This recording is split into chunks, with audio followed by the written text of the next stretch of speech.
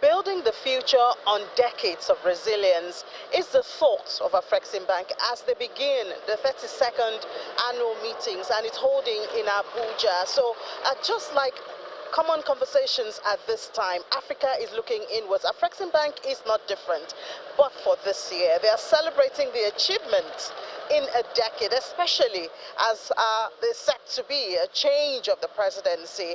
Dr. Rama ends his tenure this year, and so it's the culminating and the climax part of this annual meeting. But first, the conversations. Records show that about 7,000 delegates have registered to attend, mostly from African countries, but this time the Caribbeans are in attendance. Senior Executive President of AFREXIMBANK, Dennis Denya, emphasizes the choice of the theme. The theme also was influenced by the ongoing global developments as the world continues to experience waves of global shocks with significant implications, especially for developing and vulnerable countries. Thus, this clarion call to look within and take our destiny in our own hands. An emerging fractured world characterized by heightened geopolitical tensions, economic fragmentation, and realignment, increasing protectionism crystallized by trade tariff wars, blatant disregard of rules-based multilateral trade, and heightened trade uncertainty is exacerbated by the withdrawal of aid from the continent. Nigeria's governor of the central bank is full of commendation for not just the bank, but the president.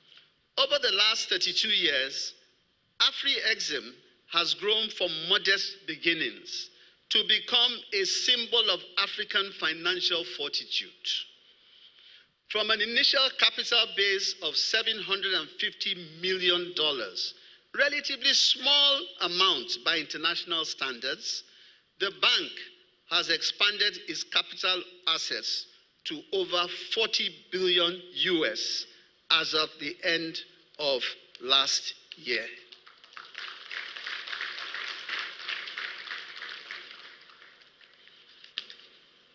This remarkable trajectory reflects both prudent financial stewardship and the continent's growing confidence in its capabilities.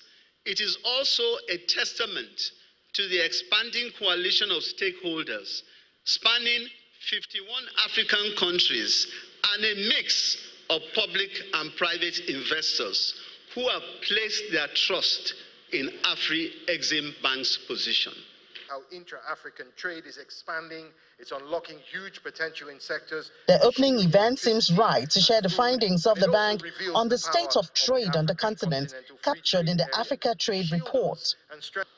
The report calls for building a resilient, Africa-centered financial ecosystem led by African institutions anchored in local currencies and aligned with the continent's priorities.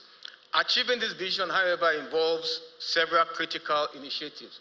Firstly, there is a need to strengthen African development financial institutions so as to close the estimated $120 billion trade finance gap that continues to limit African trade.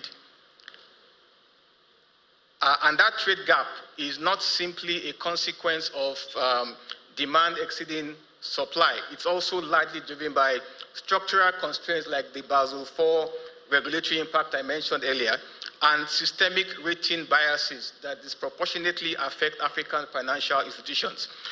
And for the next 3 days, more perspectives will be shared on the theme and boosting ties on the African continent. Ini John Mekwa, Channels Television News.